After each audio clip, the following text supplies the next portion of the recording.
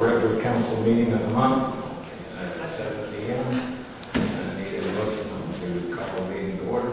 I'll make a motion to bring. Second. I second. All in favor? 2, 4, 5. This time we'll do the invocation and Steve. Okay. Mr. Boone, would you care to do the invocation for us, sir? I can give him the mic or something here.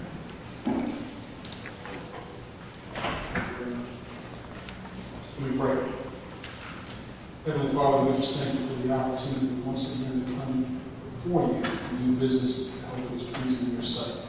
We ask, Lord, all the decisions that are made ultimately good for the benefit of the people of Stockbridge and are pleasing in your sight. Lord, bless these proceedings as they go forth, knowing that even though we have different opinions, once again, to the betterment of Stockbridge is the goal. In your name we pray. Amen. Amen. Thank you. We all rise and we'll do the pledge of allegiance.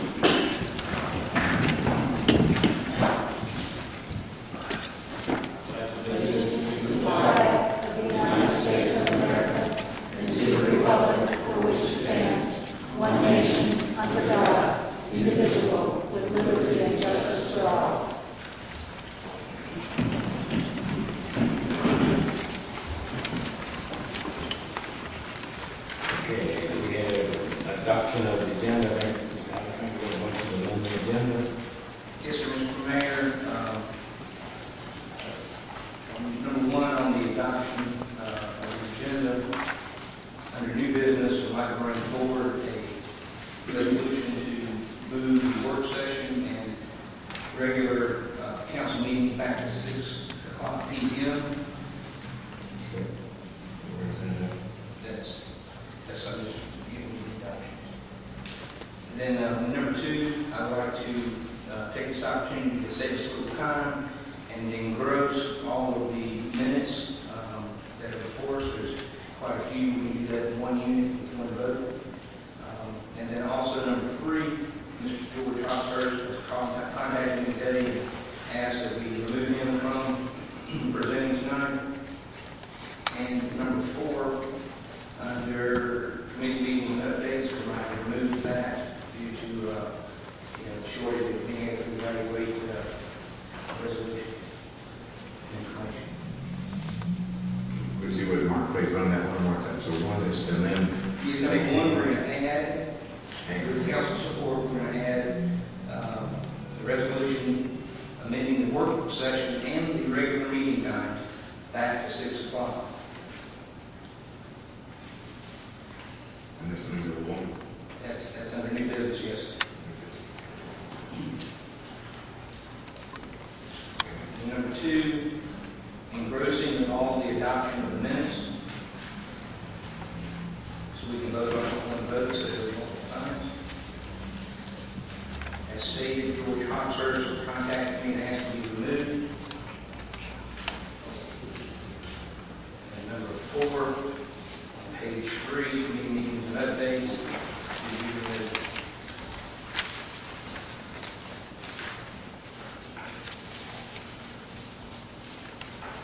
Maybe need updates, Steve. Yes.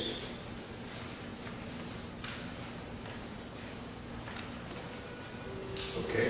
With those amendments to it, I have a second. I second.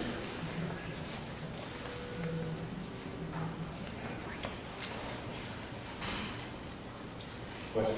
Yes, sir. Mr. Cochran Councilman Cochran has asked that we consider also moving our meetings, work sessions and regular sessions back to Mondays at 6 o'clock. I apologize, I missed that detail. Thank you, Harold, for clarifying that. So your number one would be to move it to 1800 versus 6 p.m. and on Mondays, both of them. Yes, sir. Okay. Now, do I have a second? I've already seconded. No. Okay, a second. Okay. Thank you. Any discussion? All in favor?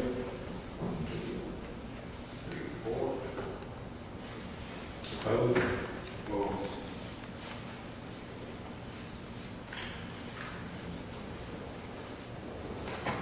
Okay. With that being said, let's see, the next thing on there would be the presentation of Memorial March certificates. We come around front and read those off to whoever we got.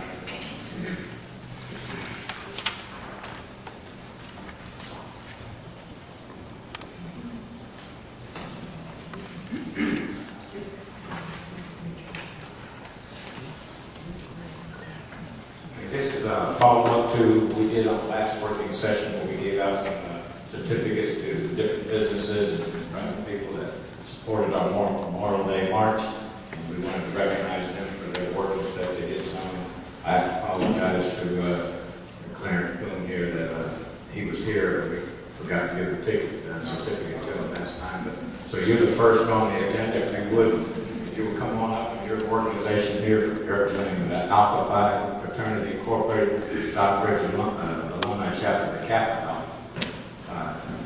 Fraternity.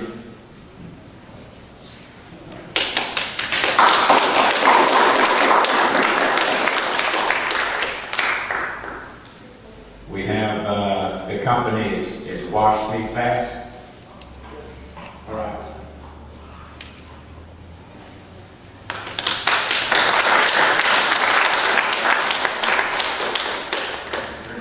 Brian Bonner. We appreciate it. There, let me picture everybody together.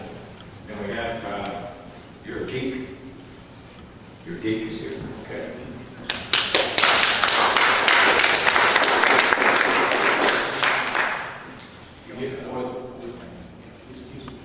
Okay, so who's your geek here? Okay. Navy Federal Credit Union, Stockbridge branch. All right.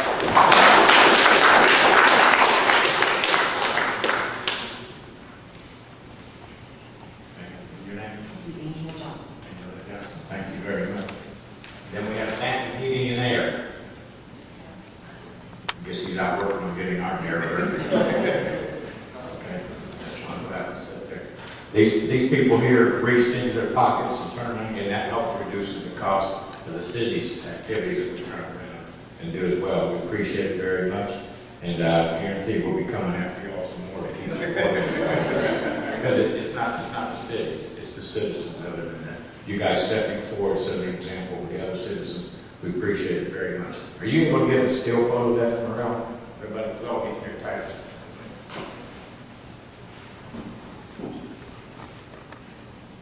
I want to send you all photos.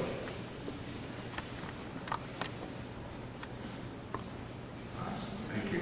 Thank you very much.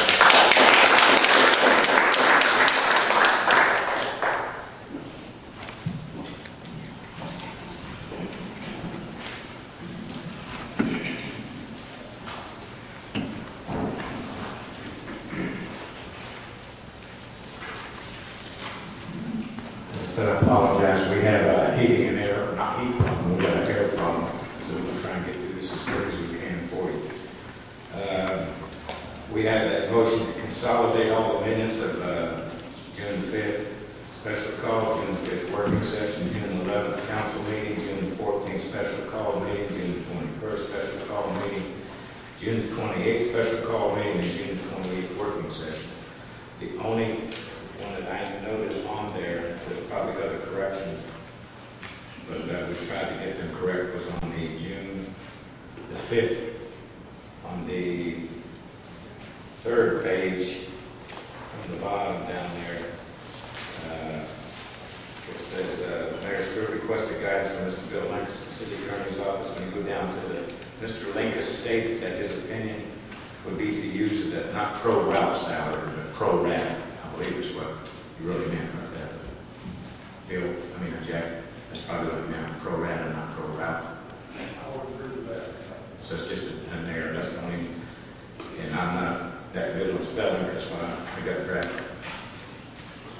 And with that, everyone's had, hopefully had a chance to review all the amendments. Do I have a motion to approve the amendments? I move to approve all the minutes and vote. And I'll second. Any discussion? Favor? 2, 3, 4, 5, good. And I said, welcome to everybody here. We were trying to get through this as quick as we can tonight on here. We don't have that many items on here that we got to get through, so we appreciate you coming. And we will go to the first order of business is under old business, item number 1, presented by Nicole Vasquez, the city clerk. It's the legal ordinance amending the code of ordinance as to substitute the city administrator for the city manager as to bank accounts and check signing. That should be number 1 in your books. Thank you, Mayor and Council. This ordinance was vetoed on May 24th and presented to the council on June 11th. I was informed that this ordinance needs to be brought back to the council at the next general meeting this month. It would take the vote of the entire council for this to become law. So, I'll bring it back to you guys. And again, we discussed it before, we action go through. So. Council, do you have a motion to pass to override the mayor's veto? Mr. Mayor, Mr. Applicant. if I would, I would like to take this opportunity to disagree with council. Ms. Vasquez, if you would please, anyone that's interested in these documents is more than welcome to review them as we go along. As you will see in these documents, there was a lawsuit and a settlement agreement, and we have done our very best to move forward under the ramifications of this settlement agreement. You will view that there's codified and non-codified ordinances and pieces. You'll also notice that the old council and the mayor's signatures on the settlement agreement. He also did not, the mayor did not issue an override veto of the other 2 codified ordinances. So I am not going to, like Mr. Mayor is saying, this is a little bit warm this evening, but I have had lengthy conversations with our council and past council in regards to this. I find it very disheartening and disappointing that though there's been an agreement reached, there have been $50,000+ returned to the mayor. He continues to give us a difficult time when it comes to the vetoing aspect of it. And actually, it's a veto, V-E-T-O, Mr. Mayor. It's not evil. But I just want to go on record that this council does not agree with the position. There has been no judgment, no judge, no courtroom has overturned the first lawsuit, which he has been gainfully paid for his effort and financial inconveniences. We thought we had a resolution so we could move forward and do business, but like I said, the interjection by the mayor, by the clerk, at the behest of the city attorney, clearly states that we are not giving support, that this document is not going to change anything. But I want the citizens to have these documents, and please, don't hesitate to call me or anyone on this council in regards to this lawsuit and why he, the mayor, will not allow the city to move forward under the agreement written here. Why sign these documents? Why do all the settlement agreements spend hundreds of thousands of dollars if you had no intention of truly implementing the documents in which this paper was written on this paper? So with that said, I just wanted to make sure that you had more documents. There's more documents. There's more substantiating facts. I'd be more than happy to elaborate on it. But I want to make sure that y'all have a little piece of actual facts instead of fiction before we move forward. Thank you. Anybody else? I would just say on that there, I will have no comment on the settlement. As advice by legal counsel until things are, so you take the facts what it's worth. That's one man's opinion, and that's what America's about, their opinions. The facts are Thank here. you very much. Absolutely here. Okay, do I have a motion to override the veto? No motion to override the veto. So I'll put the vote with her. Okay, so this is what we write, rule is, Jack, is no vote? So it's no vote, okay? Thank you. We'll move to item number 2, presented by Nicole Vasquez, City Clerk. Veto ordinance amending the code of ordinance so as to add the offense of criminal trespass. Item number 2 in your book. Thank you, Mayor and Council. This ordinance was vetoed on June 15th. Same applies for the section 3.23 of the charter. Ordinance vetoed by the mayor shall be presented by the city clerk to the city council at its next meeting. And should the city council then or at its next general meeting adopt the ordinance by an affirmative vote of the entire council, it shall become law. Okay. Mr. Mayor, Ms. Bush. I would like for the clerk to read your veto to the citizens of Stockbridge, please. Say again. I would like for the clerk to read your veto to the citizens of Stockbridge, please. Go ahead. The mayor veto as of 15 June 2012. Item number 6 presented by Councilwoman Bushman at the 11th June 2012 regular meeting of the Stockbridge City Council titled Ordinance Number 12-275. An ordinance to amend the Code of Ordinances, the City of Stockbridge order, so to add the offense of criminal trespass, to repeal conflicting ordinances, to provide an effective date, and for other purposes is hereby vetoed by my executive powers as mayor of Stockbridge. I conducted an in-depth research and interviewed with several professional legal employees in the city and found that the municipal court judge and municipal court solicitor never asked council members to pass this ordinance. I learned from our city attorney, Bill Linkus, that our municipal court clerk was the one who initiated the request. I asked Mr. Linkus to do some research of other surrounding communities to see what their position was on passing of a similar criminal trespassing ordinance. He found that a large majority of surrounding municipalities do not have an ordinance as requested. They have it prosecuted at the state court level. After discussion with the council members Steinberg, Bushman, and Allen, I learned that they wanted it passed more as a political vendetta against someone who putting stickers on their mailboxes. I believe it is in the best interest of the city to not pass laws for political vendetta and to let the state courts handle it as they have in the 100+ years of Stockbridge. When I talked with the Henry County Police Department, they could not find any statistical data to show this is a problem in Stockbridge or any trends of it throughout the county. I believe the state courts have demonstrated they are the proper agency to handle these types of offenses.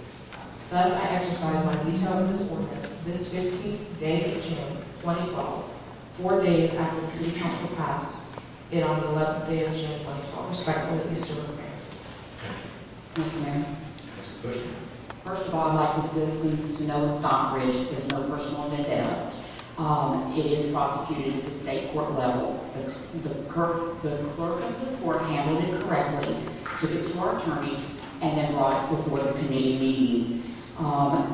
The happening of the mailboxes coincided with this. This is a prime example of why we needed this. There was several discussions going back and forth with our city attorney, and our city attorney found out today that the city of Stockbridge could pass such an ordinance. There was concerns that it was about children. Well, children 14 and 16-year-olds go to juvenile court.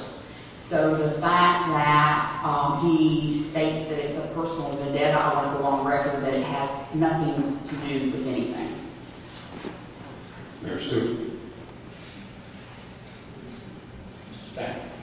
I would also like to echo Ms. Bushman's sentiments in 2 parts. First of all, this was brought forth by the clerk of the court. It did not originate with anybody here on council.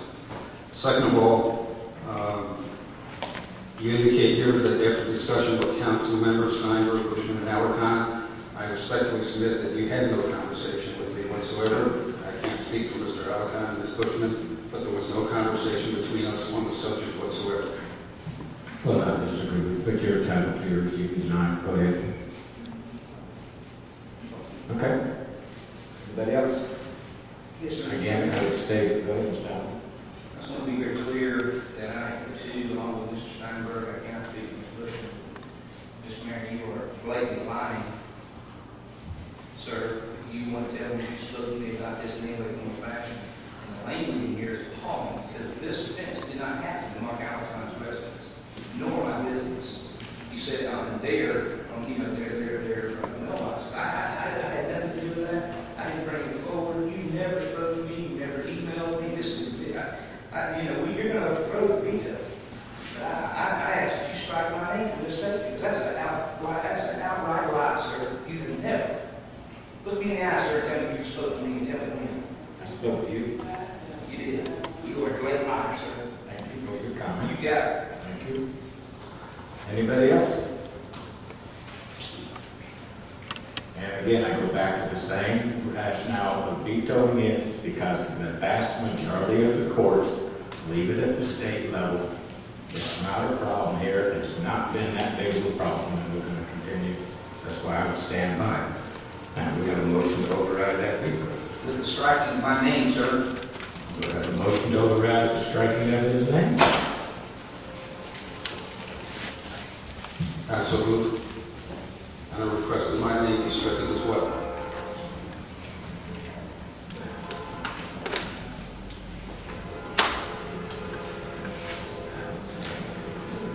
Do we have a second? We have okay. Any more discussion? Mr. Alcon, that's your motion. Mr. Mayor? Correction. Mr. Alcon. That's my motion, to have my name removed. Okay, now discussion, Ms. Wood. I will say that on emails back and forth with Henry County Police Department, you were made aware of the incident right off the bat. And there was discussion in emails between you and I and the police department when the police department, Henry County Police Department, was discussing the issue. Any more discussion? Do we have a vote? All in favor of overriding the mayor's veto? Alcon removed, this time removed. So again, we have a no vote, correct? Okay. We have recorded. You got two motions. They're not voted. The motion, sir, was to strike our name from the veto. That's a separate motion from actually the veto itself. I did not hear a motion made to override the veto. Now, I may have missed it. That's what I was asking. Yeah, I didn't hear that. Okay, so we have a motion. The only thing that I heard Mr. Alcon request was, and subsequently Mr. Steinberg, that their names be stricken from the explanation within the veto. I don't believe that the council, with all due respect, has the authority to do that. I think you're the only one that can do that, and I would assume that they are asking you to do that based upon the explanations that they have given. But I don't believe that the council has the authority to do anything but either override it or not. Well, I like to take that in consideration and understand as it is. So this is a motion. This is not a motion to amend it. You're the one who vetoed it. They can't amend the only thing that the council can do according to the charter is either override it or not. They can't amend your veto. And so Okay, I'll tell you what we'll do, because I'm trying to get this, council. I'm going to go ahead and amend it to remove all the names from Bushman, Steinberg, and Alcon. I've amended, can you get that? Remove all the names, but the veto stands as, can I do that? I remove all the names, but my position remains the same. yes, sir, you don't have to give a reason for a veto under the charter. People have bad memories. I probably won't worse than anybody in memories, but I would stand by my mistake. So I would make the amendment. So now, do I make a motion that we amend the agenda? May I amend the ordinance with that? I'm sorry, sir, excuse me. Do I need to do that? I didn't Make a motion to amend that, my veto with their name stricken? they don't have to vote on that. You are the one who did the veto. Okay. So you can amend the veto in any manner that you see fit. Okay. So that makes y'all have to remove your names from, like that. Very much appreciate it. Good, we got a consensus here. All right. Now, do we got a motion to override the veto? With the names removed?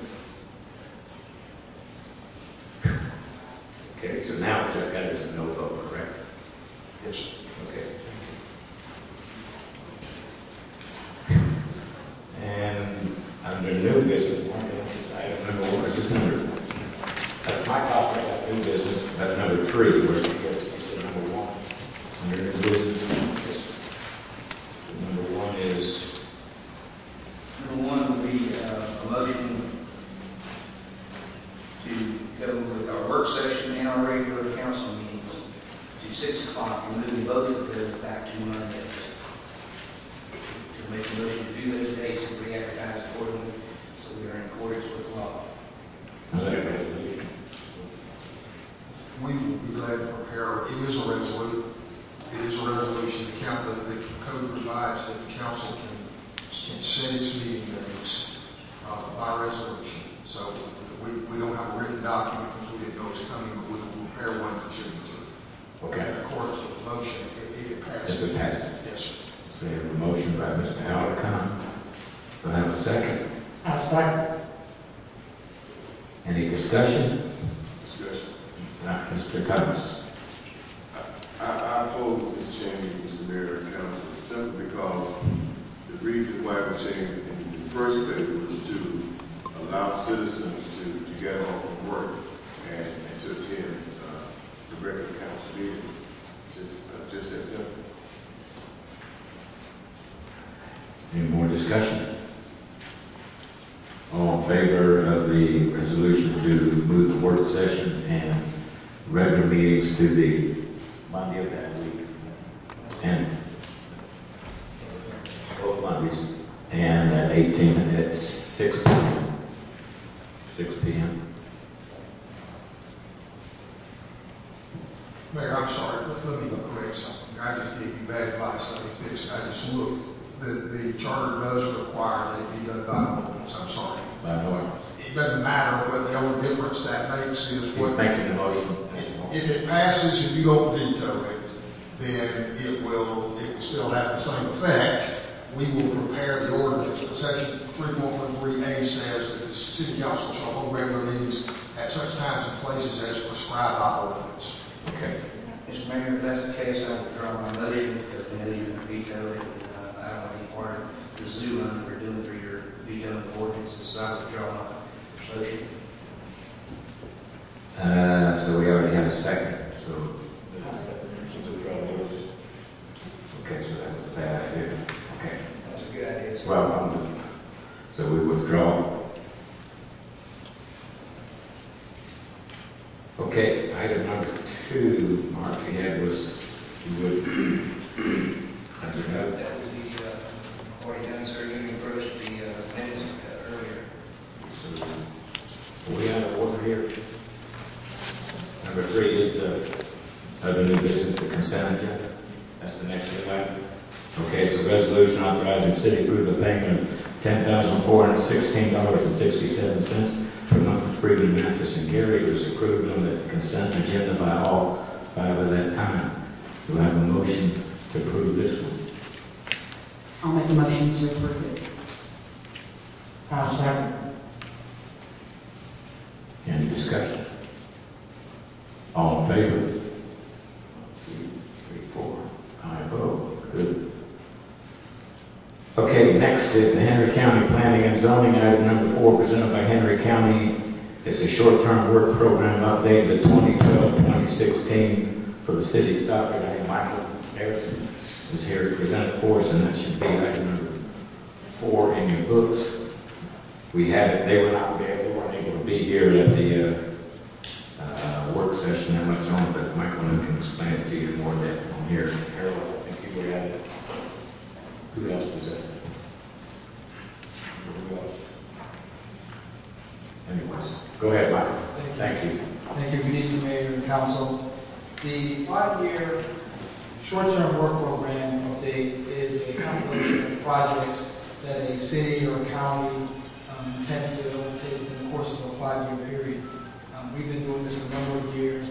The purpose of this is to maintain, one of the reasons is to maintain our qualified local government status. This makes us continue to allow us to be eligible for a number of different grant opportunities on the federal and state level. What we've done in the past years is, again, it's more so it's a running list of projects that the city anticipates doing or accomplishing or considering during that 5-year window. We've taken the list from last year, we've gone through that list comprehensively, as you mentioned. County staff met with the mayor and Councilman Cochran, as well as a number of city staff members, to review the list and find out what projects are still viable, what projects might be postponed.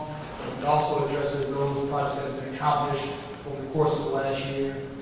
We know those as well. Every year we go through the same exercise, and again, we do it for a 5-year window. What we're proposing this evening is, would you have before you the resolution requesting authorization to move forward with this list for the city of Stockbridge, and identify those projects within that 5-year window that the city either intends to move forward with, or it's on the, maybe pending, or maybe it just gives the actual status of that project that may be listed in prior years as well, and also lists those projects that have been completed during that 1-year period. Again, we go through this update every year as required by the DCA. We submit the plan to ARC. They forward on to DCA for their review. The reason why we're coming to you, so at this point, they require a 90-day review period. So it has to be reviewed. It has to be submitted at least 90 days prior to the October 31st deadline. So Henry County will be moving forward with ours on July 17th.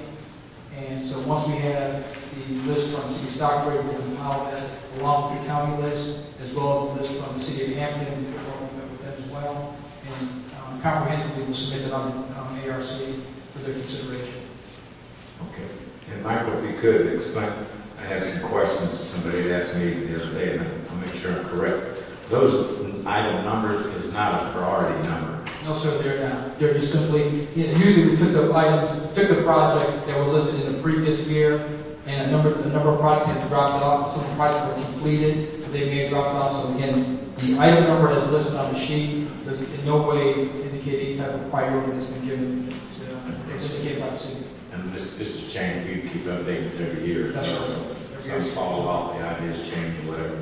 But again, we appreciate y'all doing that, because then that was some of that information that was not made available to exit with the former administrator, and I appreciate y'all having that, picking up the ball on us here, so we don't want to miss our suspense on that there. So anyone have any questions of Mr. Harris regarding the short-term work program? I believe we got a resolution. Approve that. Okay. Cool. There you go. I apologize, should have been a resolution asking for authorization to transmit the list onto the ARC. Okay. Jack, make sure she has a copy. Yeah. Turn to look at it and make copies. I apologize, it's not in the book.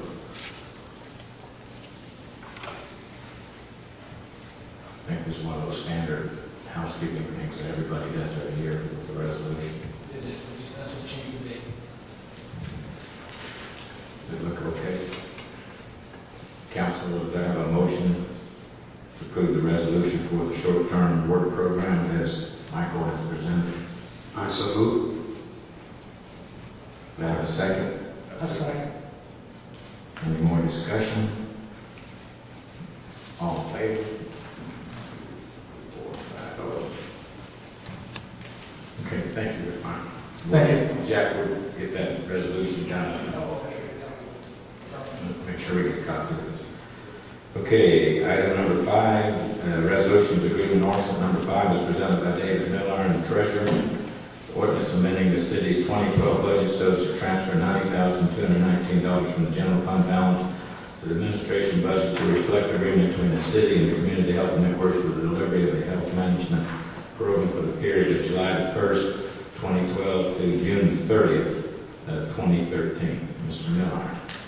Mr. Mayor and Council, this is a piece of housekeeping. At your last voting meeting, as you recall, you authorized the mayor to enter into a agreement with the Community Health Network, which you did. Unfortunately, there was not a line item in your 2012 budget to engage and pay for that program. It's anticipated to cost approximately $40,000 in the first 12 months. Last year, proactively, there was money put aside, roughly the stated amount of $90,219 in anticipation of paying for the program, ultimately to save on health care by providing employees a wellness program. So this is simply adding a line item to your 2012 budget, allowing that money to be transferred to the general fund checking account into that line item, and then allowing you to draw against the invoices for that program. So do I have a motion to approve that ordinance? I'll make a motion to approve it, to amend the budget for 90-19. Do I have a second? I'll second. Any discussion? All in favor?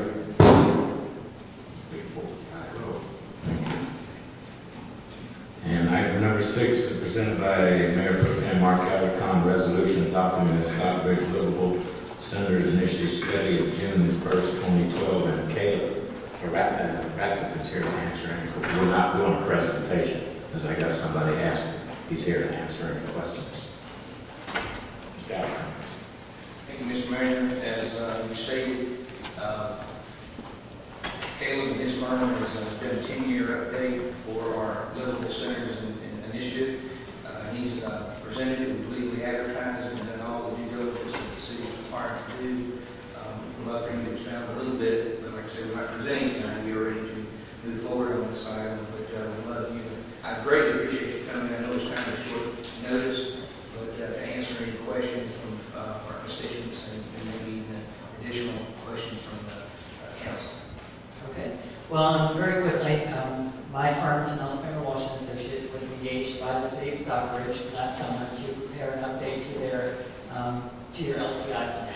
ARC requires an update to the plan every 5 years and then a significant update every 10 years, the purpose of which is to make the City of Stockbridge eligible for certain transportation investment dollars that can be used for town center and center city Stockbridge sector redevelopment.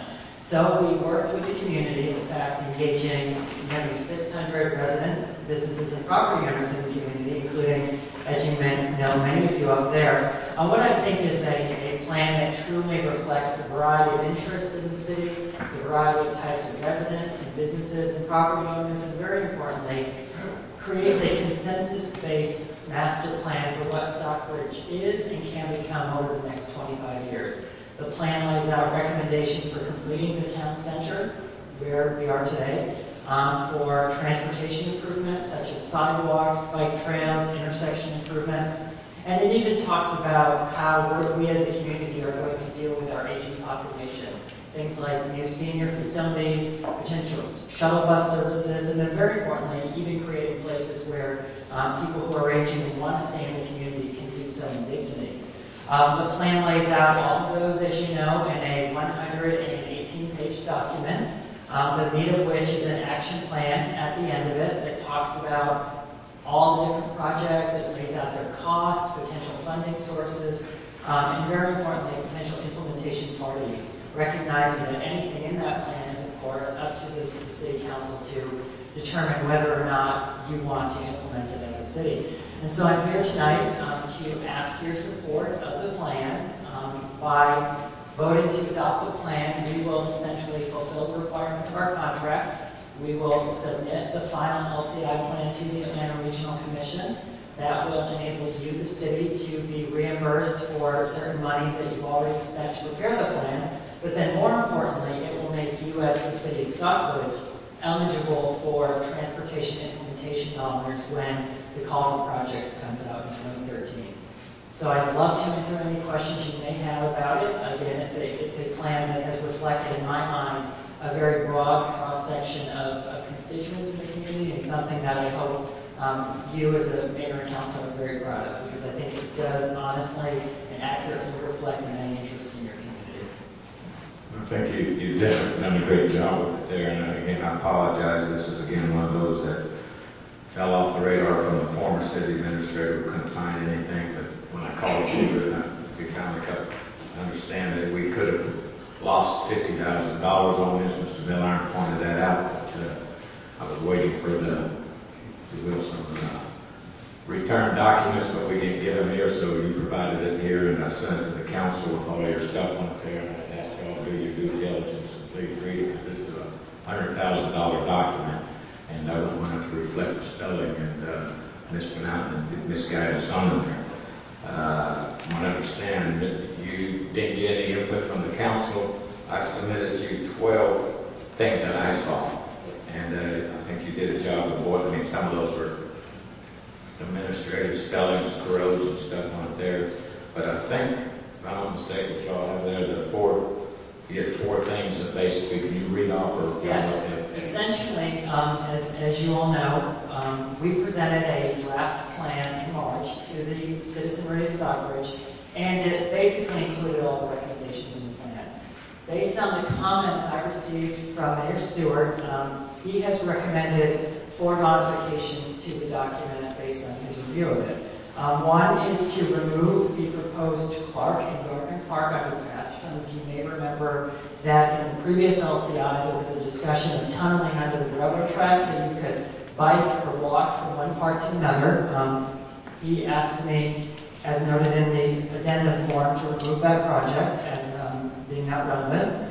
The other project that was recommended to amend was to change the proposed Davis Road multi-use trail to a sidewalk. I think that's a very minor change. As a city council, if you ended up finding more room or determining that you wanted to do a wider trail, you can certainly do that. ARC is not going to hold that against you because it's 3 feet difference we're talking about. And then the mayor also requested to remove the proposed Rock Quarry Road extension or bypass from the LCI. The reason being that previously DOT had indicated that they had some concerns about that, and so he had recommended that removal. And then finally, the 4th proposed change, which in my mind is again really grammatical more than anything, he recommended that we add a specific project unspecified about redeveloping the former police station property, which is already in the plan, but we didn't just call it out as a line item. So those are the 4 essential changes in my mind. Okay, thank you. Any questions? What is the time frame that this council needs to approve the update? Well, when I talked to ARC, they usually have an LCI plan adopted within 6 months of completion. They said sooner the better, but they don't have a dead timeline. They told me that the city of Atlanta has taken as many as 9 to 10 months sometimes. So they said as long as Stockbridge doesn't take longer than that, it's fine. But from their perspective, they would like to have it sooner rather than later, but they don't have a fixed deadline. Now, the only issue is if ARC does do a call for projects and Stockbridge doesn't have the plan adopted, you won't be eligible to apply for federal funding. So that is really your only fixed deadline. And they said they may do it at the end of this year or they might do it in the first quarter of 2013. They're not sure yet. They want to see how everything goes, including the vote this month. Mr. Stammer.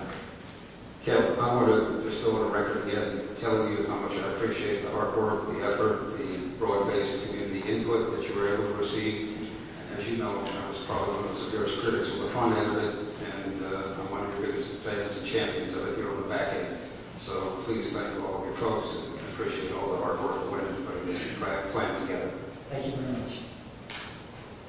And if I will, just to clarify for the residents, citizens, the first one he talked about removing of the proposed Gardner Park Trail underpass, and the reasons why I put in there was one was taken off what we just passed, the short-term work program that went to the ARC as well, so we have conflicting documents, I believe.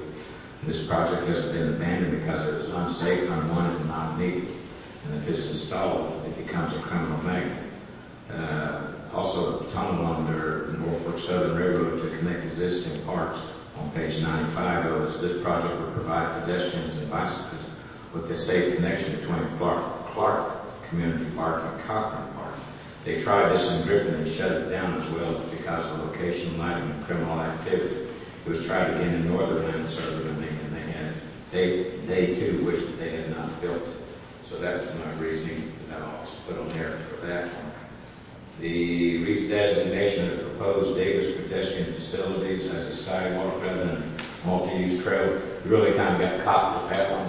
We just did a windshield drive-by the other day down through there, and I didn't realize and we were talking about an 8 foot is what they consider a trail or down through there, and I think our plans call for it. We're talking about 5 foot instead. I didn't distinguish what width, we just looked at the overall layout of the design.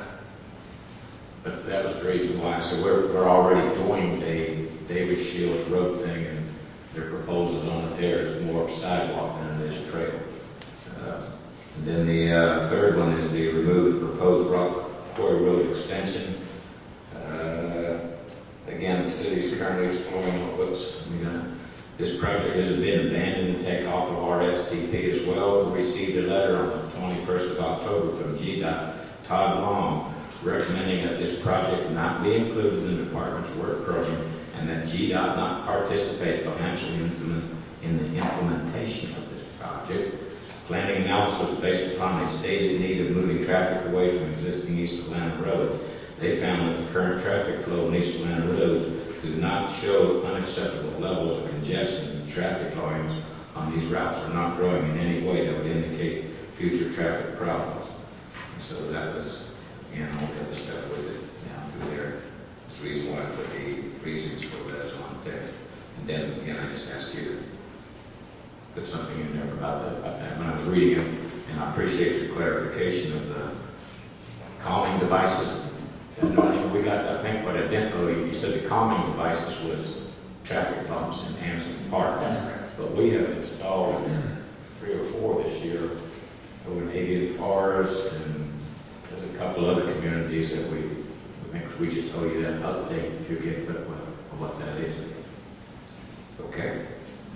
May I ask one question? Sure. Because I'm the person who's going to have to change this depending on how you vote. Would it be amenable to the council if rather than completely strike the bypass, we still recommend that if development occurs in that area, those road segments are put in? Because the one thing about that is that this town center project that is ever developed, it gives a back access to it. So my recommendation to you, of course, please do as you wish, is that we take it off as a DOT project, even perhaps as a city project, but we indicate that from your perspective, if development occurs, that we do want some sort of access in that area. Because one of the key tenets from the LCI was creating multiple route options, even if it's not for commuters, even if it's not for people driving through. I think long-term it would be something that could benefit the community. I think that's a good suggestion because it's hard to deny GDOT's study. But yeah, we'll take it off as GDOT and City of Stockbridge. We'll turn it from white, which means publicly funded, to yellow, which means built with private development efforts. Thank you. Assuming we don't know it. Any questions? So do we have a motion to accept to approve the resolution? To approve the resolution for the Livable Center as an issue. I'll make a motion to approve the resolution With those proposed changes or no changes? with the proposed changes that Caleb indicated.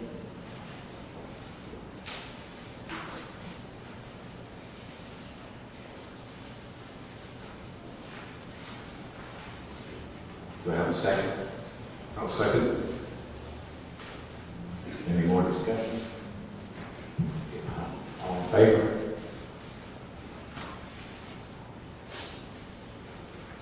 Thank you. Okay, Harold. Item number 7, we have struck, Mr. Oxhurst is not here. And number 8, Georgia Spot. Reference legal opinions followed up an open records request. and city appointments, resumes, city applications, and e-verified credentials, video, and forensic audit. We could, we might start to handle it. Speak. Can you hear me? No. Okay. Y'all be okay back there, the chief? No. Talk a little, just hold it right to your mouth. Okay, man. Please fix it. Listen, I'm here tonight to deal with my open records request. I've been having some issues with securing information and documents. I'm not going to go into any detail, but there's still some documents outstanding. And this is month 7 now that I've been dealing with. City appointments, for instance, basically are lacking resumes. The applications are very minuscule in terms of credentials.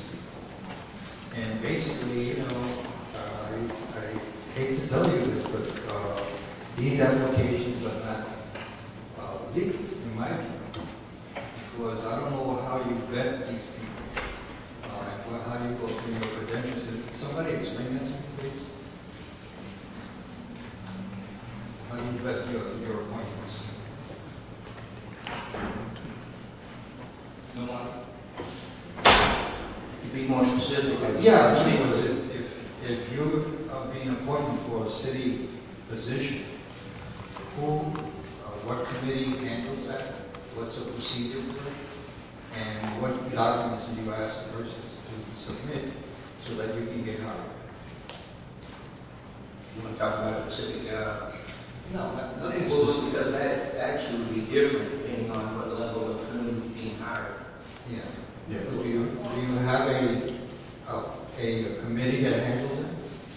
Let me, again, there's different levels. It doesn't matter. I mean, I think that there has to be vetting. Well, okay, my vetting for mayor's nominations, I go through a list, I turn around and send out, we've got applications come in, then I check them out on my own, and we can get it refined down, we'll do a criminal background check, but I go through many sources, networking and stuff to build a database of people, and that's how my appointments that I've turned around and do. I don't have one single source or anything. I kind of throw the net out for anybody and everything, and then when I get them in, I start screening them, and if they don't meet the qualifications that's in our job descriptions, they're automatically eliminated.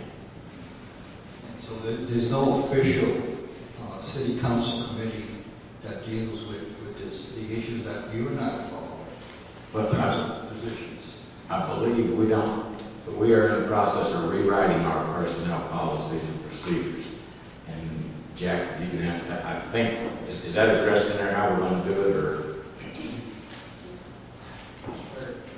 Mr. Mayor, I believe that, well, I understand Mr. Espada may not agree with this. I believe Mr. Alacon is correct. It depends on the position. What level?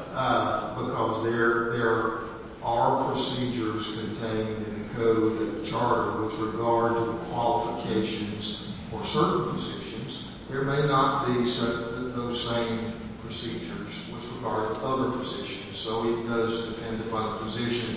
There's not a general answer to that question. Well, I'm not asking for a general answer to the question. I just was hoping that there was some process, a system in place that you can vet people and be transparent. You know, right now we're missing some resumes and applications for some people who have been appointed. Be specific. Yes, I can be specific.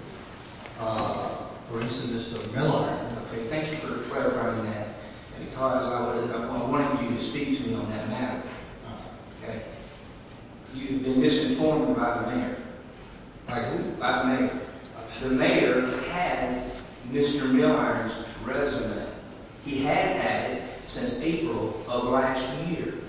He has sat here and told you and this whole constituency of our citizenry that this council has held back Mr. Milliron's resume. Well, again, sir, I'm going on record with everybody here. That is an absolute lie. I will provide that for you to clarify anything that you may not understand that I'm trying to convey to you. So let me say something. You want his resume? Ask the mayor. He has it. I've asked the right person to get it for me, which is the city clerk. And she could not provide it. That's correct, because the mayor takes resumes through a different email address, and he does not allow it to be stored. As for our last city clerk, which she is president, Vanessa Holiday, conveyed to me early when we first started our vetting for a city administrator, before Mr. Mayor Stewart appointed our past city administrator, Ray Gibson, he was diligently looking. I got a note here. He received 156 resumes. That process consisted of Mr. Harold, myself, Ray, Vanessa, sitting down with the mayor. He brought to us 12 resumes. And actually, Mr. Mayor, I have to correct you on one thing. You did not provide us with a background check for Mr. Bruce Sutton. But let me continue, please. After that, we all in that committee, as you're now talking about, brought it down to 6. Out of that 6, council may correct me here, what some of the language I can use. They were substandard. There was embezzlers, there was child molesters, and there was, I forget the other, but there were 3 very horrendous people that made it through the mayor's vetting process. Now, Mrs. Holiday is here, and she said that she was concerned, okay, as to how the city is receiving, storing, and documenting resumes. She said that she is, at that time, the custodial clerk of all records coming in or out of this city. Just as you said, Mr. Spot, when you talk to our city clerk, she doesn't have that record. You know why? Because he's holding it. As he is under 156. Okay? She is not mine. Mrs. Vasquez is not misinterpreting to you, nor did Mrs. Holiday inform you. She doesn't have the records. The city does not officially have the records. The mayor does. Let me My name was just brought up today, so I need to address that. I was never asked as clerk for Mr. Millar's resume. That's correct. I'm talking about the other resumes for the city clerk. Thank you. You are correct. I want to make sure she is correct. In fact, when the position became available, when it was time to appoint, he should have submitted a new resume. But let me clarify, because again, we have Councilmember distorted. I have Mr. Millar's resume when he applied for city administrator, but he was in that substandard category because he didn't meet the minimum qualifications published in the position. So you can't take people. So do I take all 156 people's resumes applying for city administrator and put them to be for resumes for finance director or treasurer, whatever they're calling them? Those are totally 2 different things. You can find his resume online, but we have no resume that he applied or they used for his job that I have ever been presented for the treasurer. So that's a distortion of facts. It's there. You're darn right it's there. He was in that 156 stack as city administrator, which he didn't qualify, didn't make the cut. Well, my obligation as a citizen of this city and a taxpayer is that I want transparency. And I have to go to the people who are responsible for the information in the city, which is the city clerk. That's my open records. That's my open records request. I don't have to be searching for people who have resumes. That's not my job. It's your job to make it available to me. That's your responsibility as a city council to get me the information I need. Right now, I'm in the process of evaluating what I'm going to do because I haven't gotten a lot of cooperation from those. And so basically, when you go and do an open records request, and you're showing everybody's resumes and all their applications through Ms. Vasquez, and then you're missing pieces of information from other people, and then these people get appointed, what's up with that? You know, I don't think that's a fair way to vet some professional people here. What if these people are not qualified to be those positions? And you're going ahead and vetting them. I don't know how you vet them because I still haven't heard how you do this.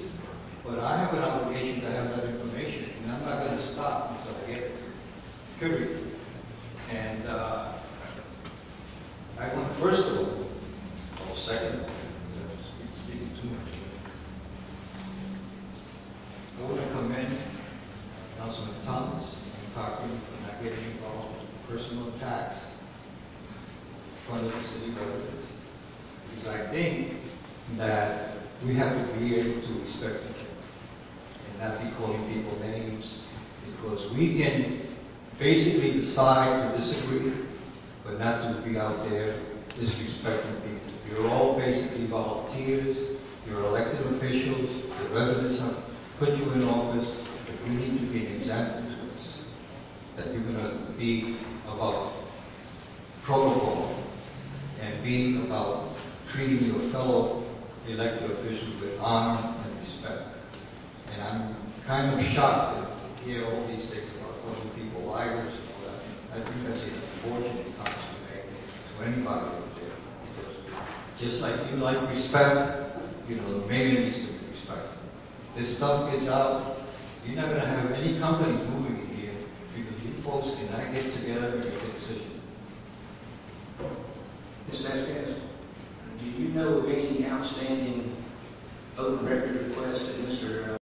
Spider has failed to receive from the city? No, sir, I actually have all the emails of the response. Council, are you aware of anything that we're not doing legally to provide documents to Mr. Spider? I'm not aware. Well, I got an issue, and I'm going to be frank with you. I got an email here between you and the mayor, and it's talking about, let me read this if you would. This is from George to Lee. Lee, stay focused, take the high road, be ready to compromise. I will meet with Councilman Thomas and see him Friday, and you can count on me. I will secure a copy of the proposed plan. Stay well, George. George, thanks for all your emails. Appreciate your concerns and support. From the mayor, I will delete your message because I do not trust and believe they are monitoring my emails. When I see you, I will give you my personal contact information. We will need you there Monday night at 7:30 to support the Stockbridge City Association.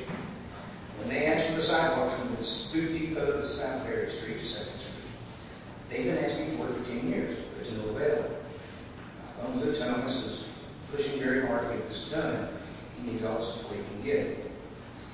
And also here is you're encouraging to have the mayor stay on top of Mrs. Vasquez. That's correct. Okay. I want to make sure that was ready, because you talk about open records and transparency. You're talking about having dialogue that's not going through the city channels. So let's see. I mean, I'm just trying to point out, make sure that we have. Okay. And you know that information you have is accurate. Is this accurate? Yes, it is. Okay, good. I'm not going to hide from that. Okay. The fact of the matter is that I haven't gotten all my information, and if I have to, listen to me now, if I have to go to the Attorney General's office and get a litigation complaint going, I will do that. And we'll see what you gave me you didn't do. Because obviously we need an approval from the Attorney General's office on this, because you folks are not transparent. Period. I've asked our council, I've asked our clerk, so thank you so much. I can show you that there are missing documents. There are no... I've been missing documents, the mayor's been deleting a lot of them. Mr. Mayor. I'm not going to go there. You know, you folks are supposed to be working together with this. Okay? Mr. Mayor. That's all you can expect. The only thing I have an issue with is name calling. My God. You know, it's inappropriate. And, you know, I'm going to give this city council and city clerk 3 business days to get me all my documents. And I'm going to listen for you. And I'm going to make sure you get copies of it. Okay? Because if we are failing with vetting and putting people in positions they're not qualified, we, the citizens, are going to suffer.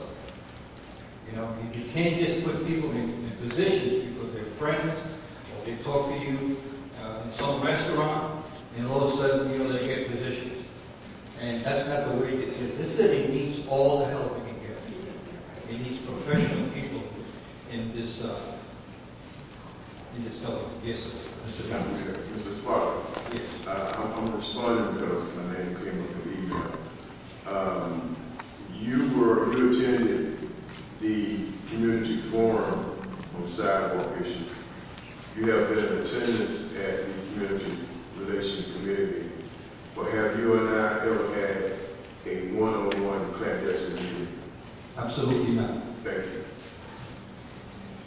You know, I'm about, you know, I've been in business now for 35 years, and I know what I'm doing. I do not want to hurt the city by filing complaints or lawsuits. I'm not going to do it. I'm coming to you in the 7th month of the year on an open records request. What's taking so long? If you have something to hide, then I can understand. Because then what we're dealing with here is that people are not giving out the information they should.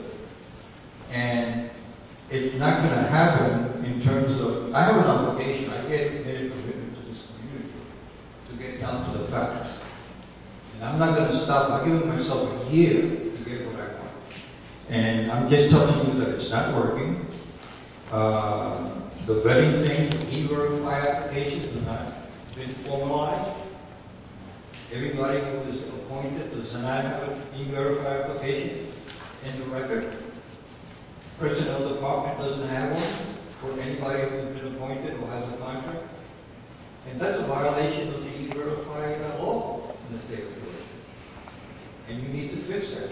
Because if we're subjected to be able to, you know, not put in American citizens in jobs in this city, we are failing the whole e-verify process. We have to be about doing the right thing for the Americans in this community and for the people who are looking to get jobs and contracts, because that's first. If you don't want to do it, government deal is not going to force you. This is a voluntary program. But you're allowing yourself to look like you don't really care about the workers of this community. And they come first. They live here, and they should be able to have access to jobs and contracts. My final thought is the whole issue of forensic audit done by Sutton. I don't have a lot of information on that, but I would like to know who can help me with that question, answer that question. Because I understand that he was hired to do a management survey, and there were some issues. So we brought to the state of Georgia. So I believe you can get all that through the open records, through there, what the contracts, what all that stuff. are you saying that that exists? Study? The study exists? You see, you're saying it, yes, it is. Well, I'm going to put that as an extra request on my open records to get the information. People have tried to help the city, and they have been, I don't know what happened to Mr. Sutton. I don't know if he finished his survey. I don't know if he got paid.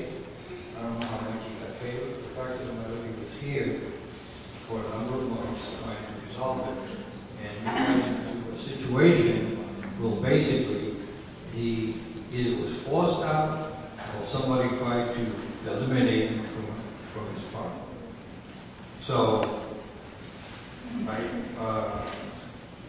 a little upset right now because I don't think this is good government. I really don't. I had Richard send me an email a number of months ago when he was not a city council person, telling me that he was going to go forward with a forensic audit. And that was a situation where he was not a city council member. So my thing is, what's going on with that? Mr. Spotter, the forensic audit was completed under the auspices of the previous council, and all of that information is a matter of public record. It's accessible to you, and you can see. I'd like to see it, but you know, the thing you need to understand between you and I is I thought we had a relationship. Yes, Mr. Mayor. Can I I could, in light of Mr. Spotter's request, if I could get from you what it is that you continue to have not gotten. Because what I think may have happened, I don't know this, but I'm thinking with regard, for example, to the question about applications, if there's not a requirement of an application, there may not be one. And that's why what position you're asking about makes a difference. So if you could let me know, or let Ms. Vasquez know what she'll send to me, what responses specifically you are contending have not been responded to, then I'll certainly make sure that we get you an answer. I'll take you at your word. Yeah, I think what I'd like to do is deal with your law. You're welcome. And put the documents together and tell you what, the issues are. I am not trying to, it's like being an actor. Can we wrap it up, though? It's hot. Anybody's want to move on? You get a little tired. Yeah, man. Thank you very much. I really appreciate it. I'm trying to do the right thing here. I think the citizens of this city need answers to questions. And I would like to see better behavior in people folks in the future. Thank you very much. And hard to thank you. You're welcome. Thank you. Here's the, some good questions. Ms. Vasquez, has Mr. Spot picked up everything that he's previously requested? Yes, and the request that you had actually asked for, anything about how it's going to come from South City. Thanks very much. And I just addressed the email that Mr. Alicon read here. There is nothing. I have checked with all the legal sources right down the line. I, as the Chief Executive Officer, have the right to monitor emails and everything. I have not monitored emails.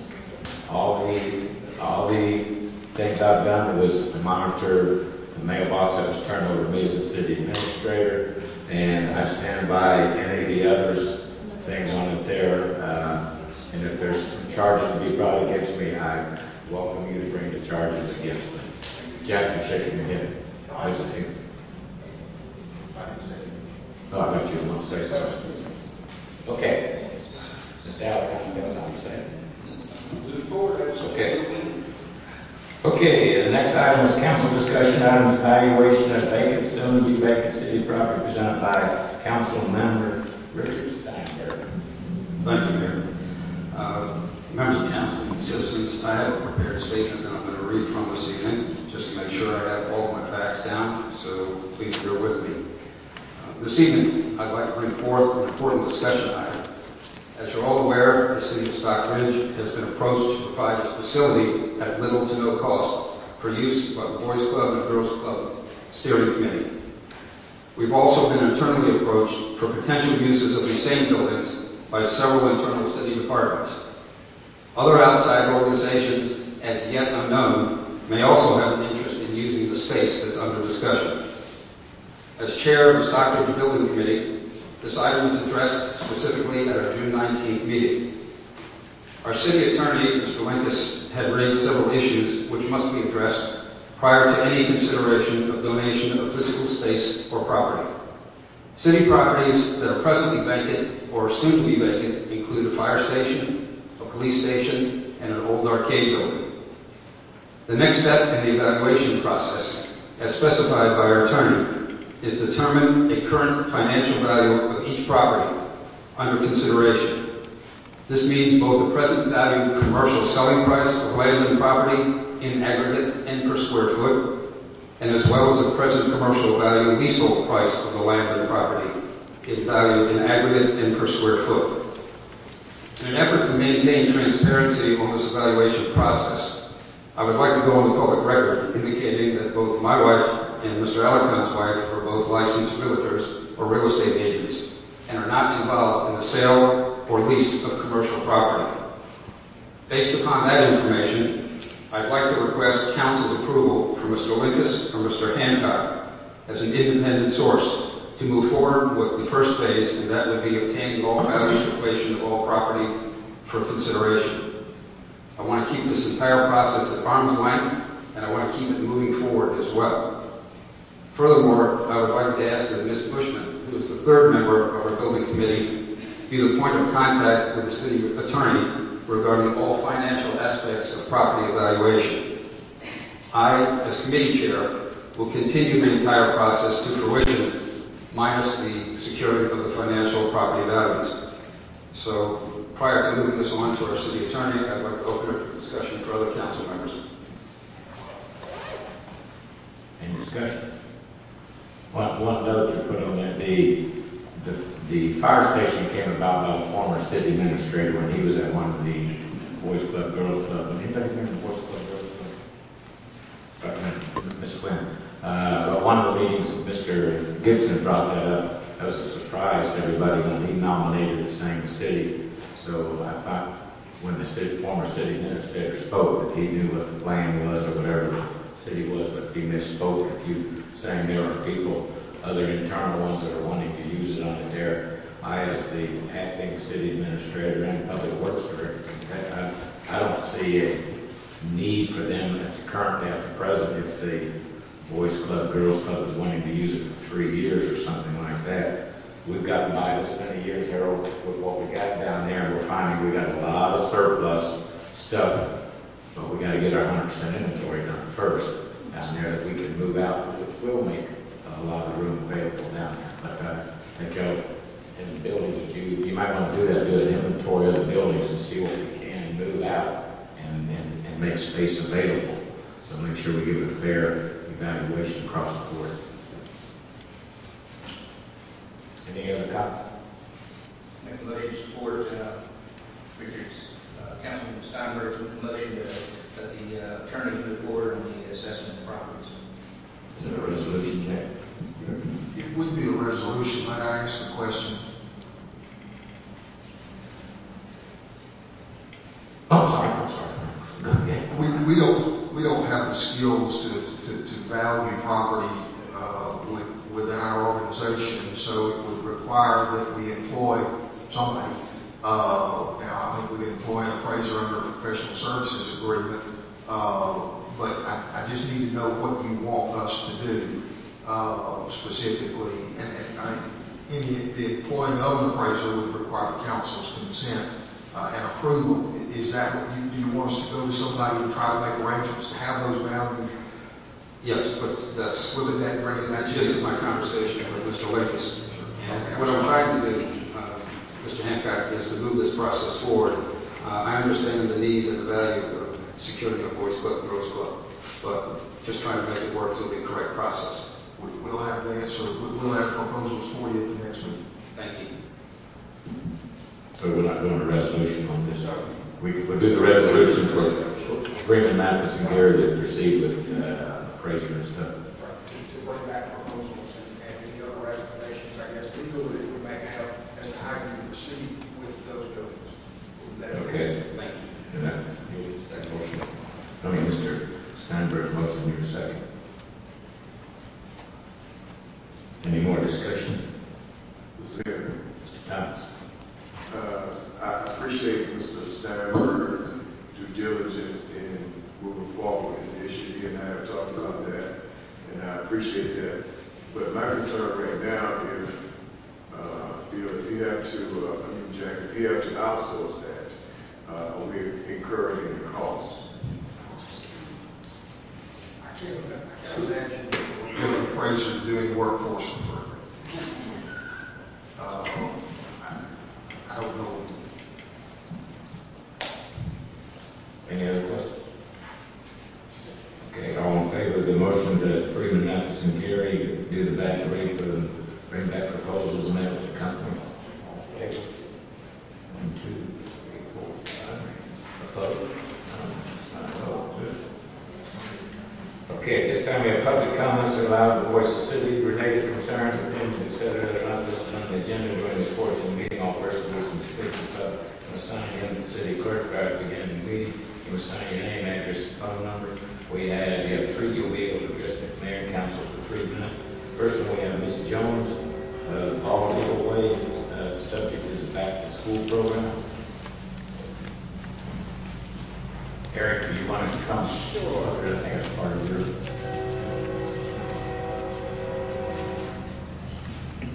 Good afternoon. I'm Trina Jones. I'm working on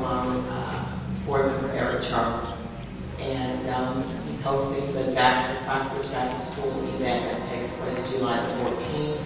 And we moved it from this area, where actually it's taking place at Stockbridge High School.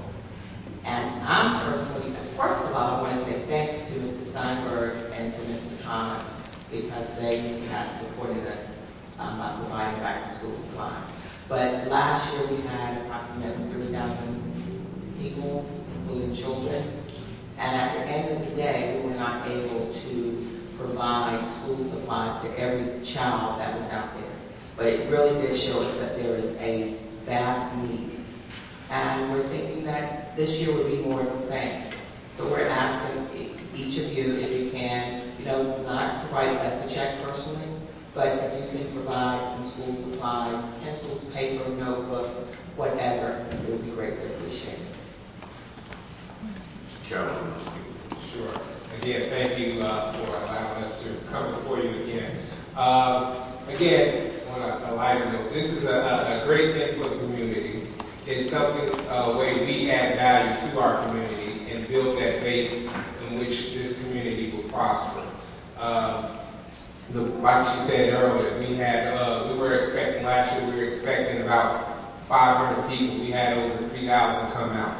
And there is a need right here in our community. And anything that we can do to strengthen our community, I feel that we should jump on it and do. So again, if you guys could find it in your hearts or find it in your wallets, if you can find it in your wallets, to actually help us in this effort, joint effort to provide for our community. We had some sponsors that were not able to commit to the level in which they committed last year. So, that's why we're asking everyone to join in with us. Any questions? Mr. Steinberg. Mr. Charles, Mr. Jones, I can't tell you enough how much I appreciate the effort that you put forth last year.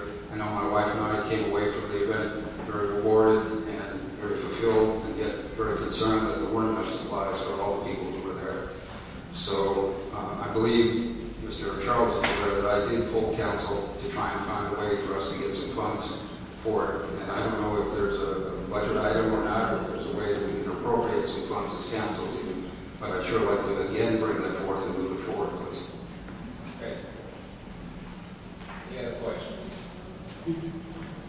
Would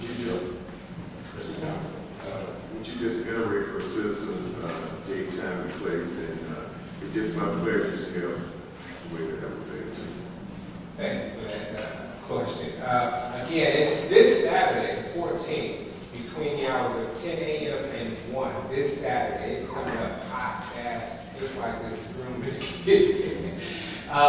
It's the 14th, and it's at Stockbridge High School. Last year, we were overwhelmed here, again, with 3,000 people, so we moved into a bigger location so we can have more room for parking and people in and out. The fire department called me today, said we'll be there, so we're more than happy to have you guys come out and join us too at the event. Again, Saturday between the hours of 10 a.m. and 1 at Stockbridge High School. Charles? Yes. Do you have the book bags like you did last year? Have you secured those and you just need supplies? Well, we do have some book bags. We don't have as many as we had last year.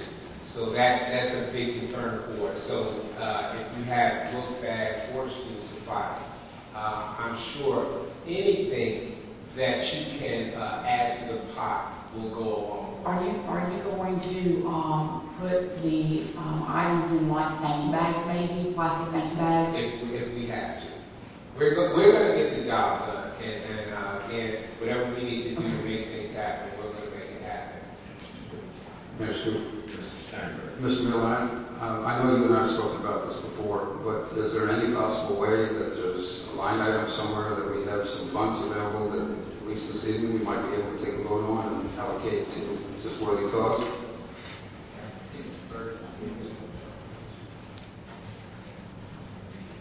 Mr. Hancock, if they're 501c3, then so if they're a charity, the city can make a contribution. sorry. If they're 501c3, then the law would permit the city to make a contribution if the funds are available to do that. And you get that. Okay. Other questions?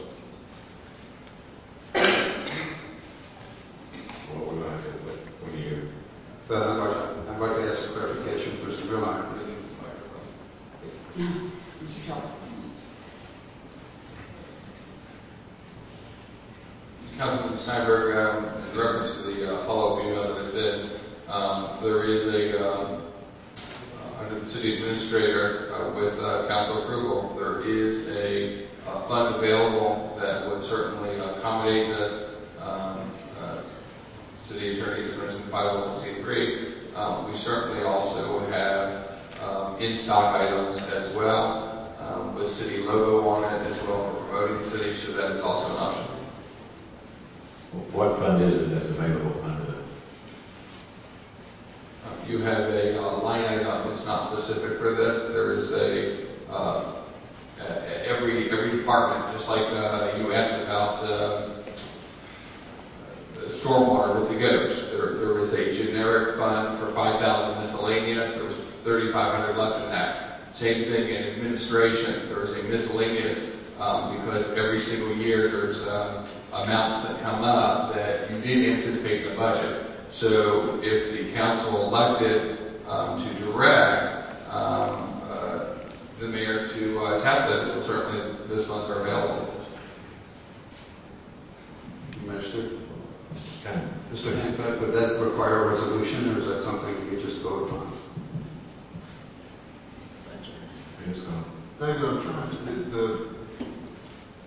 the money is available for direction by the department head that it falls under. Yes, sir. So it would be mayor's decision, he as the acting city administrator, and that money is there. So it would not require a vote to do that.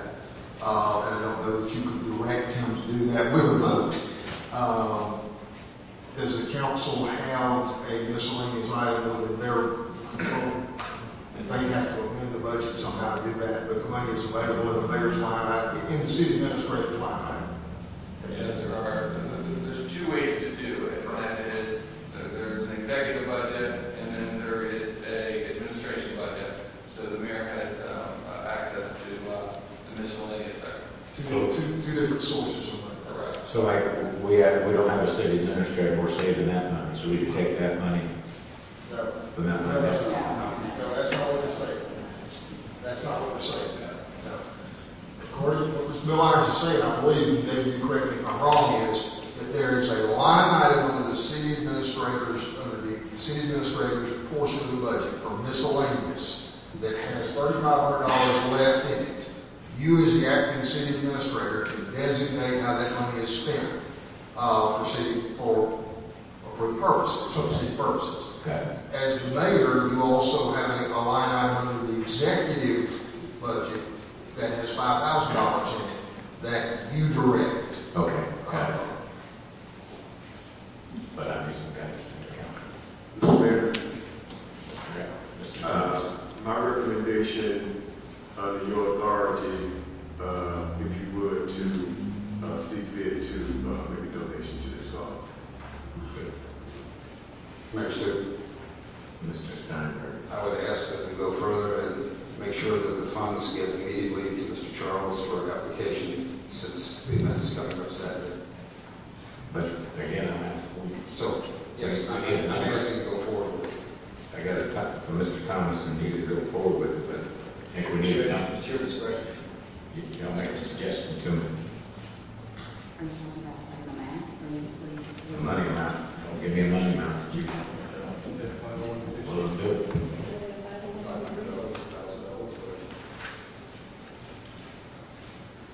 Whatever it is, it won't be enough. Mark suggested 5. You said 5. Everybody switching to 5. Everything process is 501c3. Okay. Everybody take care. And any more discussion? Just be a resolution to turn around and do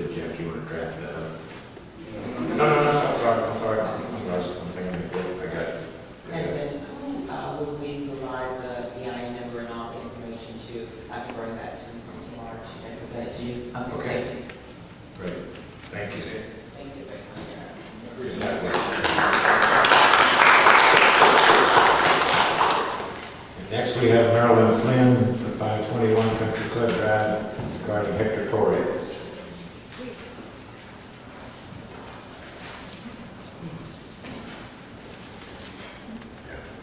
Give this microphone.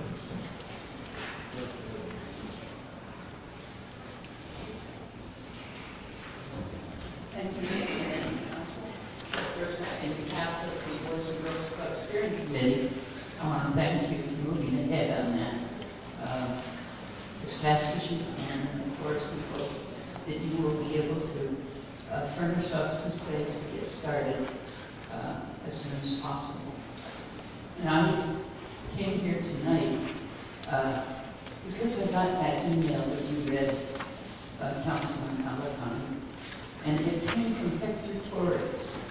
It really upset me. I did not plan on coming tonight because it's getting harder and harder for me to get from my car up here.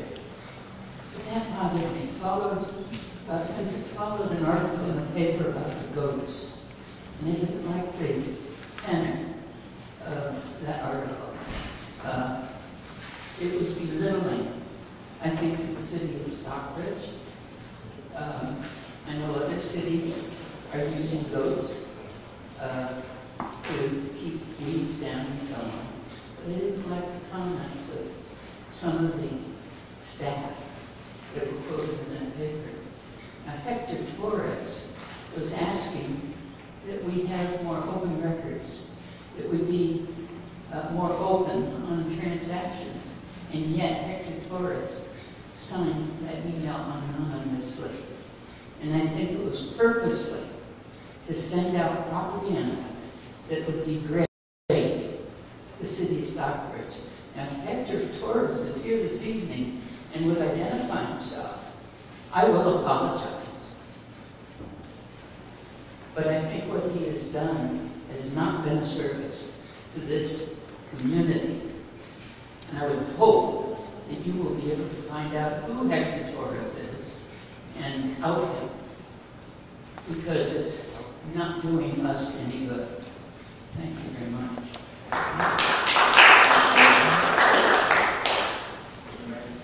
And I could just go on record, Marilyn, I appreciate your comments, I truly do. I wanted to make sure that you knew that the Hector Torres piece has absolutely nothing to do with what I read. Hector Torres, that was one of the items. Okay, that he well, that's not referenced. where I'm at. Okay, but it came in my email, and I don't know what his distribution or her distribution list is, but I think it's very disruptive. I would much rather have an open discussion. I'm going to point out, when I go to the Board of Commissioners meetings, the commissioners respond to my questions. And I don't understand this policy that we have here in Stockbridge, that you folks are not allowed to respond to our questions. I really wish you would give some consideration to that. Then discussions and information would be much more open. This secret behind the scenes is really destructive. And I want to see us move it forward in Stockbridge. Thank you. Mr. Mayor, I just wanted to indicate to Ms. Marilyn, I'm in total agreement with you. We have a slew of people, the Southside Divas, the Candace Raglins, that harass us and heckle us with emails constantly, and yet no one has ever come up and identified themselves during any meeting since I've been in January. So it's not just the one, it's many of them that are hiding under veils. Thank you. And that is the end of the public comments. One thing I have for the council, I have a nomination here of Ms. Mildred Reed is the mayor's nominee to the ethics board. She was going to be here, but she called. She had some church meeting tonight she had to be involved in. But it doesn't require a vote or anything. But I want to let, we do have one of our ethics board members, Linda Gladys, here. And Miss Beasley's here. Yeah, there she is. Miss Beasley's here. So we have two of the four that are here. But there's copies of it. If y'all have some sense, I'd be glad to make copies of it and give everybody to Miss Mildred Reed, according to her, And if that being done, the public comments and that, we go into executive session. Understand that now? That's correct. Which ones are those, A, B, or C, or D are we going? B. E is to discuss the delivery running point. And D.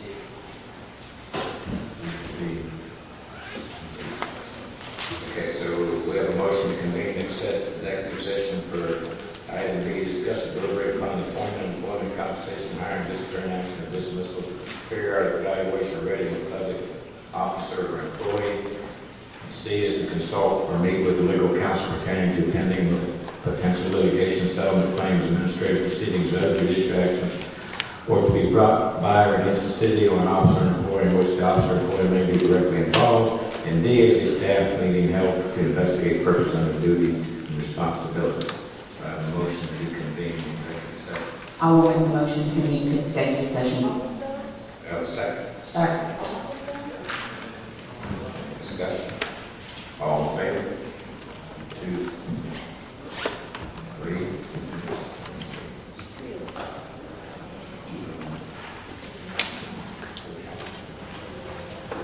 Opposed? Abstained?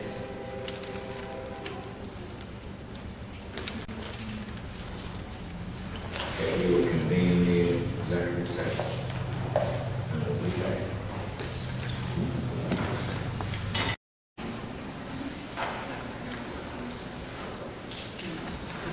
Okay. Do I have a motion to reconvene the executive session? I see. Have a second? Mr. Mayor, it's not to reconvene it into executive session. To reconvene the working, regular session. Thank you. Motion to reconvene the regular session. Mr. Steinberg, is good for that one. Do I have a second? A second. Push. All in favor?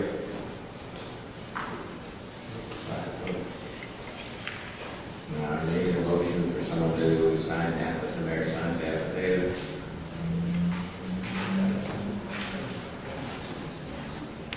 What was discussed back there.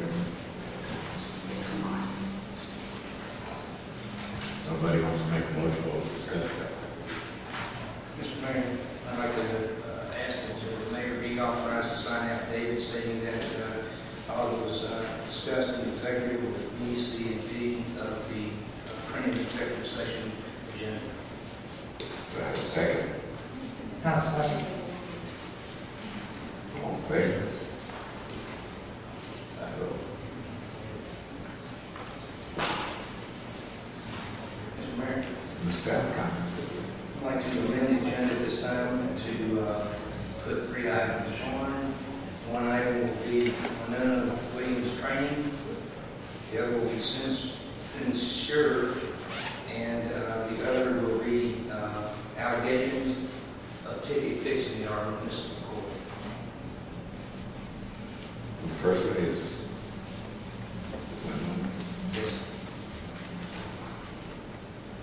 second one, censor. Third one is to take it.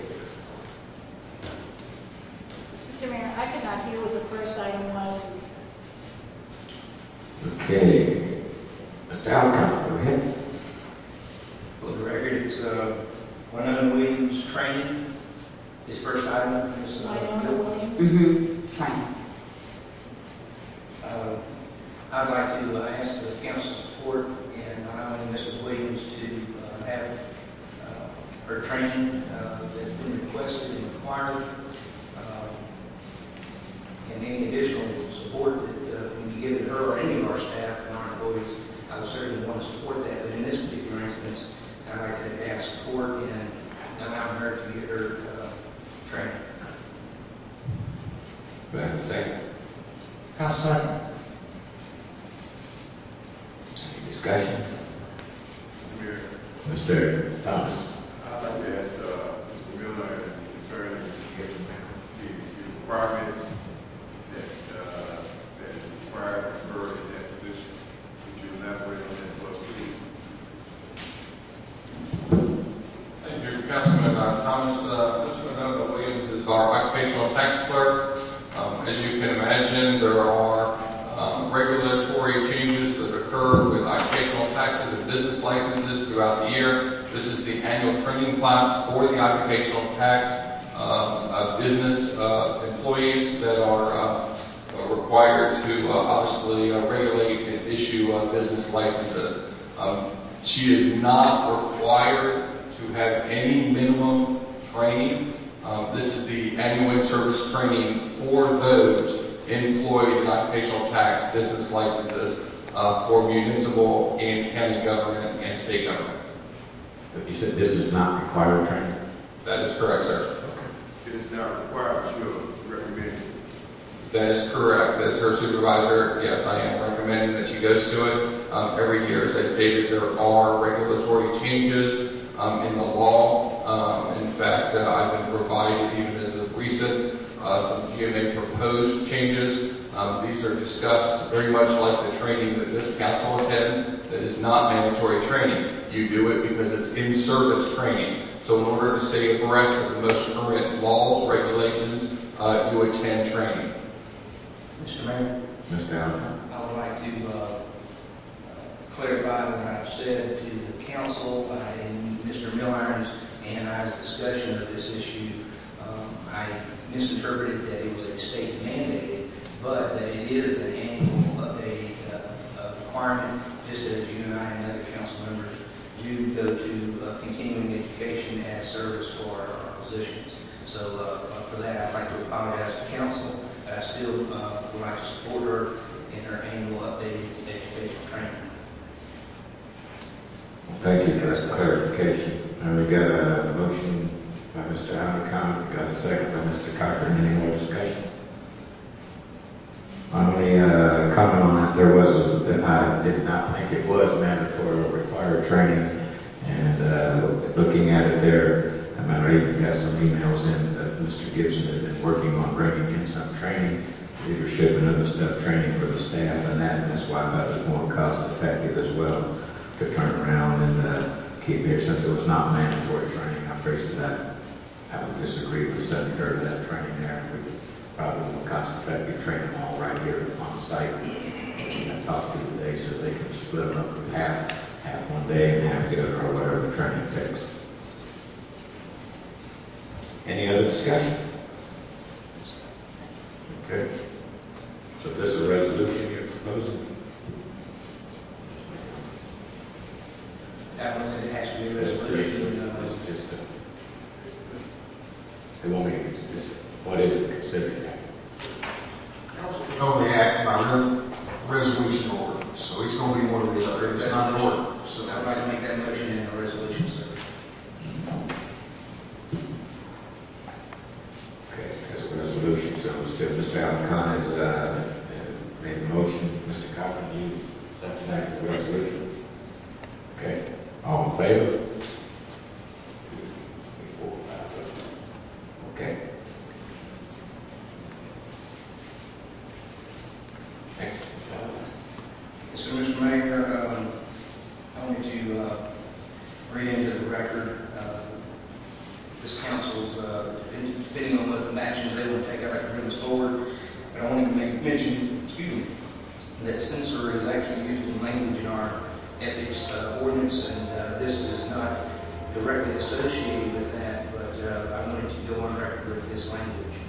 Mr. Mayor, in recent months, you have both publicly and privately, both written and communicated verbally, defamed and made libelous statements against former City Administrator Ray Gibson, Treasurer David Miller. Furthermore, you have accused employees of fraud, deception, theft, with such comments as they are robbing us blind.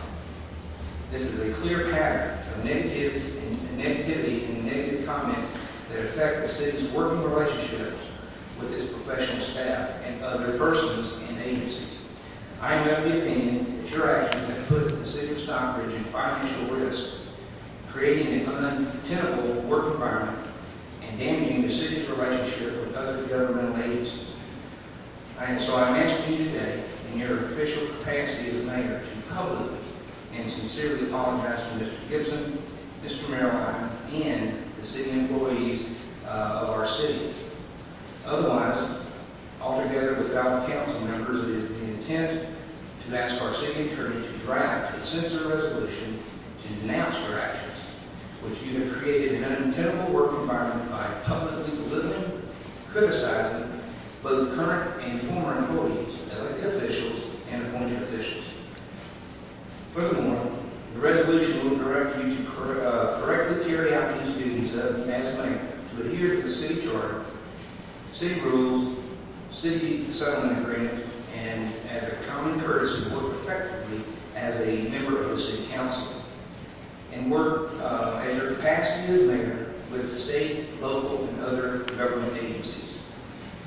I'd like to make a motion that we adopt this, since, unless you plan on doing that apology this evening, sir.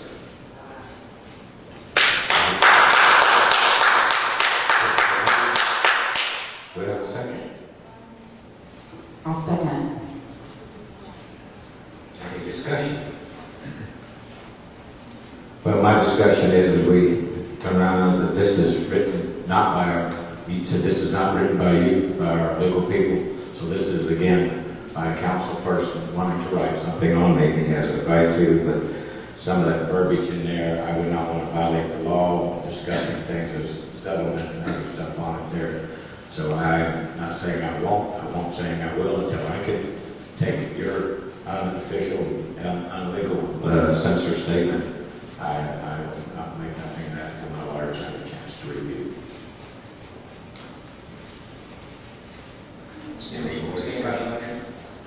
We have a motion by Mr. Alacon, a second by Bush. Any more discussion?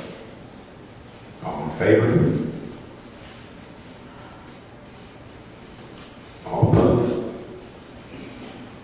Abstained? Thomas.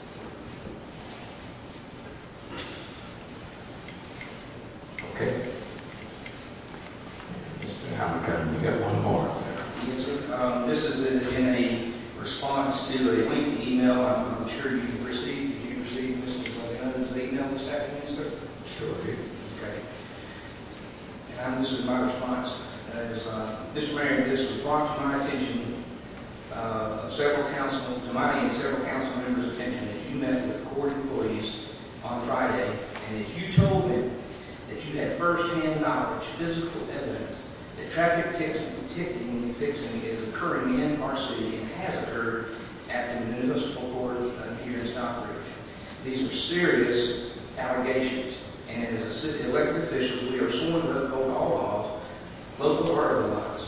Therefore, transparency reasons and the responsibility of this council under section 3.12 of the city charter and ordinances call for an immediate inquiry into this matter to be investigated. So I make a motion that the city council directs the city attorney to launch an investigation with any and all investigative services that they need at their disposal to report back to this council as to its findings. And the ordinance, if I may read, is the city council may make inquiries, investigations into the affairs of the city and to the conduct of any department, office, or agency thereof.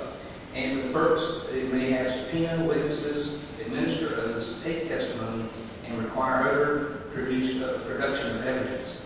Any persons who shall to refuse, obey the laws, or in other words, exercise the power of this council, shall be punished as provided by ordinance.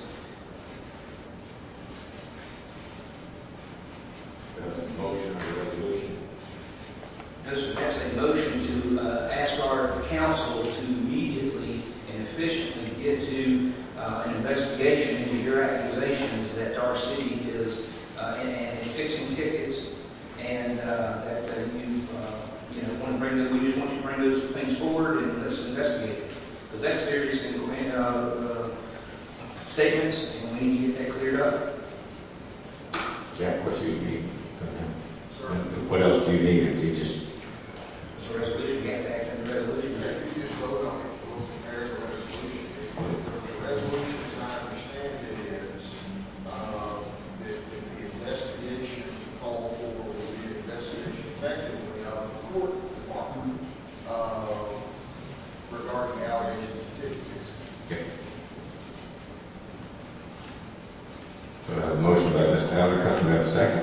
Discussion? Discussion. Mr. Thomas? Councilman Allen, are you asking for an investigation into the allegation? Is that correct? We're looking for an investigation to bring all possible documents, emails, phone calls, any substance of abuse, of allegations of abuse and verifications of such. What we're trying to say is limiting the council to bring in GBI, the Attorney General, whomever. We don't want to limit them. We need to have it looked at. And Jack, you're saying that you cannot, the court can.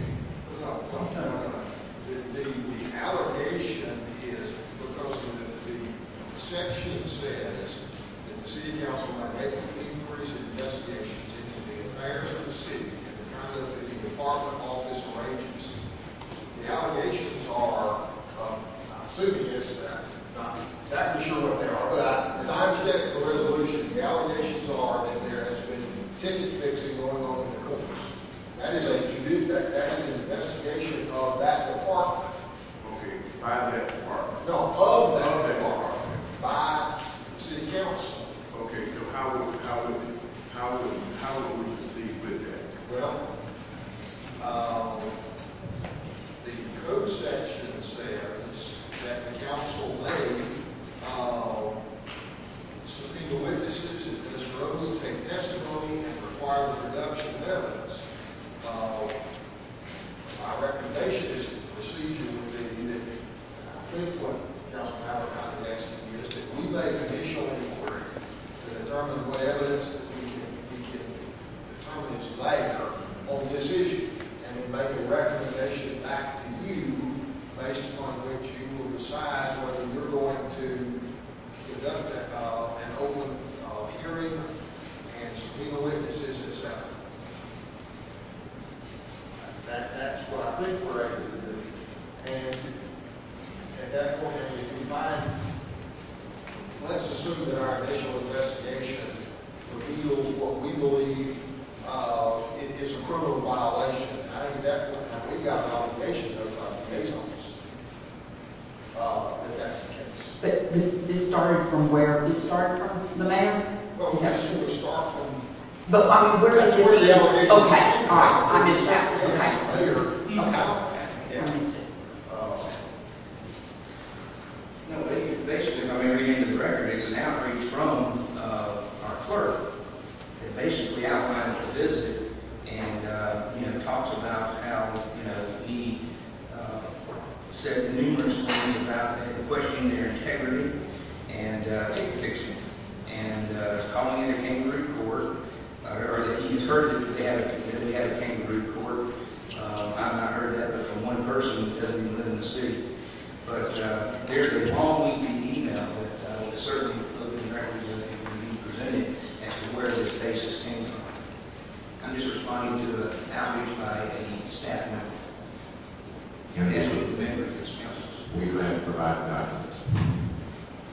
If they haven't been deleted or destroyed yet.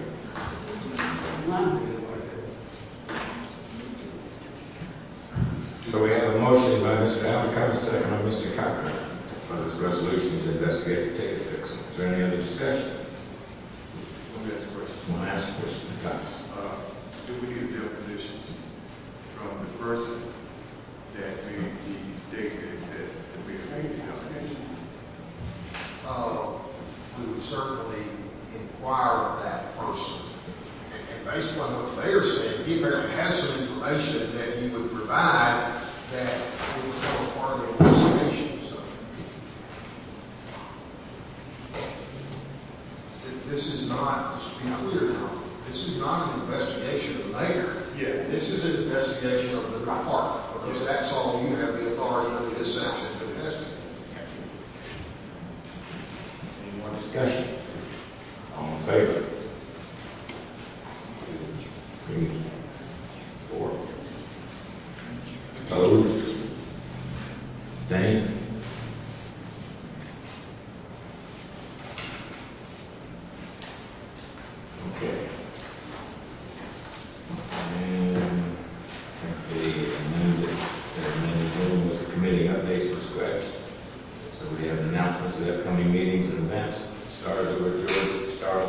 Stockbridge movie, The Smurfs, Sunday night the 15th at Dozen Mayor's Backyard, Sunday the 15th at 7 p.m. Sounds of Summer, Stevie G in the Rockets, that's the 21st of July, 6 p.m. Upcoming work sessions. Meeting is Tuesday the 7th. That they changed to Monday now. Pass that resolution. Well, that's an ordinance, that's to be passed. Okay. I just read upcoming work session meeting Tuesday, August 7th at 7 p.m. and upcoming council meeting Monday the 13th at 7 p.m. Do I have a motion to adjourn? So, Do I have a second? A second.